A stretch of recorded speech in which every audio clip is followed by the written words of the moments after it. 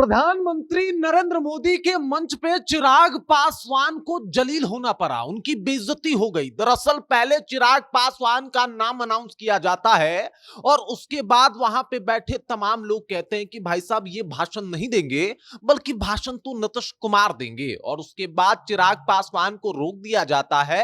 नीतीश कुमार भाषण के लिए आगे बढ़ते हैं, भाषण भी देते हैं, लेकिन नीतीश कुमार के भाषण के बाद भी चिराग पासवान का एक बार भी जिक्र नहीं किया जाता है। और ये सब कुछ जब सामने आता है तो पता चलता है कि भाई साहब मोदी के मंच पे मोदी के हनुमान के साथ ये क्या हो गया। पूरी कहानी आपको बताऊंगा, पूरा मामला आपको बताऊंगा, लेकिन उससे पहले मेरा परिचय जान लीजिए। मेरा नाम है रजत और आप जनता जंक्शन देख रहे हैं। दरअसल मोदी जी गए थे समस्तीपुर में।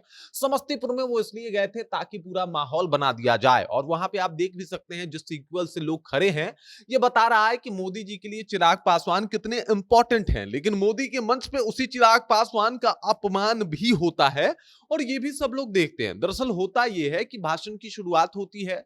भाषण के शुरुआत के बाद जो है वो अनाउंस किया जाता है चिराग पासवान का नाम कि भाई चिराग पासवान आएंगे और समस्तीपुर की जनता को जो है वो दो चार शब्द कह के सुनाएंगे, अपनी बातें रखेंगे। लेकिन अफसोस की बात यह है कि जैसे ही चिराग पासवान का नाम अनाउंस होता है और चिराग पासवान सोचते हैं कि चलो भाई मेरी बारी आई है, मैं उठ के जाके कुछ बोलूं, वैसे ही वहां पे बैठे लोग इशारा करने लगते हैं कि चिराग पासवान नहीं बल्कि नीतीश कुमार। अब देखिए मोदी जी के तो फेवरेट है चिराग पासवान, लेकिन क्या नीतीश कुमार को पसंद है चिराग पासवान? क्या नीतीश कुमार चाहते हैं कि चिराग पासवान को वो मंच मिले, वो जगह मिले जहां से वो कभी भाषण देते हैं या फिर देते आए हैं या देते रहेंगे?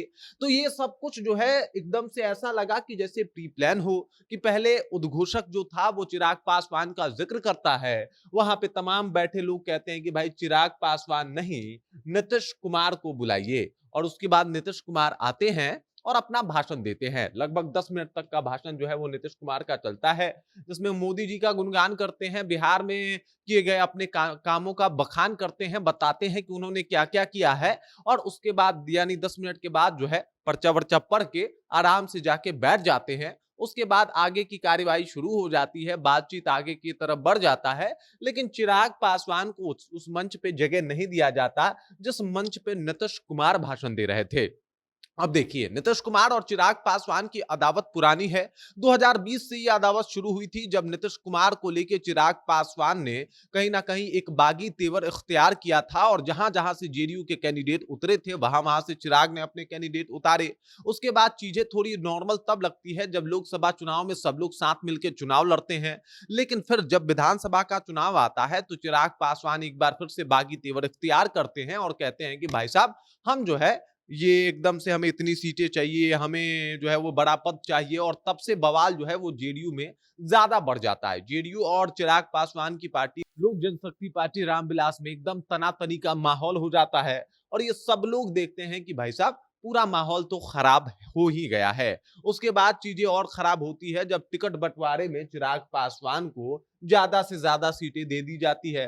29 सीटों को लेकर जेडीयू थोड़ा सा नाराज जरूर दिखता है। हालांकि ये मोदी के हनुमान है तो मोदी जी तो इनके साथ खड़े थे, लेकिन नीतीश कुमार जो हैं वो इनके साथ खड़े हुए होते नहीं दिखाई दे रहे हैं। और अभी देख लीजिए जब समस्तीपुर में तमाम एनडीए के घटक दल के नेता वहां पे मौजूद थे, जहां पे चिराग पासवान भी मौजूद थे।